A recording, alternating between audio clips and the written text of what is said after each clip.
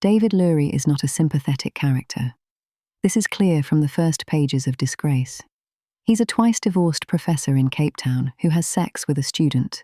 Not a graduate student, an undergraduate, a woman young enough to be his daughter.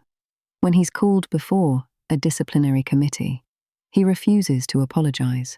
Not because he's defiant, but because he finds the whole process beneath him. He resigns and retreats to his daughter Lucy's small holding in the Eastern Cape. This is where most readers expect the novel to begin in earnest. The disgraced man in the country, the humbled intellectual learning from the land, from his estranged daughter, from honest labor.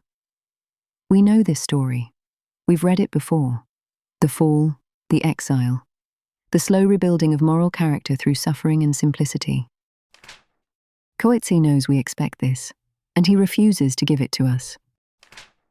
Halfway through the novel, something terrible happens. Lucy is attacked and raped by 3 men. The violence is not described in detail. Coetzee is too careful a writer for that. But its aftermath defines the rest of the book.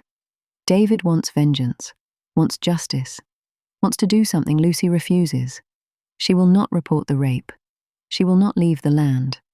She will, eventually, accept a kind of marriage arrangement with Petrus, her black neighbor, that reads to David, and to many readers, as capitulation. Here is where Disgrace becomes uncomfortable in a way that has nothing to do with the violence itself. David Lurie does not grow from this. He does not become wise. He volunteers at an animal clinic, helping to euthanize unwanted dogs. He works on an opera about Byron and his mistress. He has another sexual encounter with a woman who does not particularly want him. And when he returns to his daughter at the end of the novel, he has not changed. This is what makes Disgrace so difficult and so important. Coetzee is not writing a redemption narrative for a post-apartheid South Africa.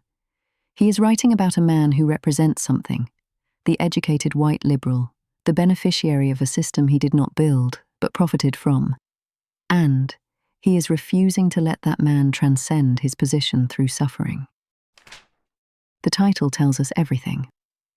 Disgrace is not a state you pass through on the way to grace. It is not a trial that purifies. In this novel, disgrace is simply what David Lurie is left with. He falls, and there is no rising. What most readers miss is that Lucy understands this before her father does. When she tells David that perhaps this is the price that must be paid, she is not accepting her assault as justice. She is recognizing something David cannot, that his desire to intervene, to fix, to bring the perpetrators to account, is itself a continuation of the same colonial logic that created the conditions for this violence. He wants to act. She knows that his acting will only make things worse. Coetzee won the Booker Prize for this novel and then the Nobel Prize in Literature. The recognition is deserved, but it has also allowed readers to treat Disgrace as a kind of difficult masterpiece that nonetheless offers some deeper meaning, some lesson about South Africa or about human nature. I think this misreads the book. Coetzee is not offering a lesson. He is showing us a man who cannot learn one. The final image of the novel is David carrying a dog to be euthanized. It's a dog he has grown attached to, a crippled animal he has been protecting. He gives it up anyway. Not as sacrifice, not as growth, but because he has nothing left to protect. There is no transformation. David Lurie begins the novel as a man who takes what he wants and believes he is entitled to it. He ends the novel as a man who has lost everything and still does not understand why.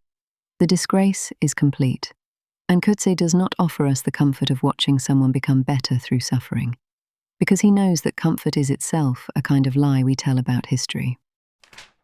Some books teach us something.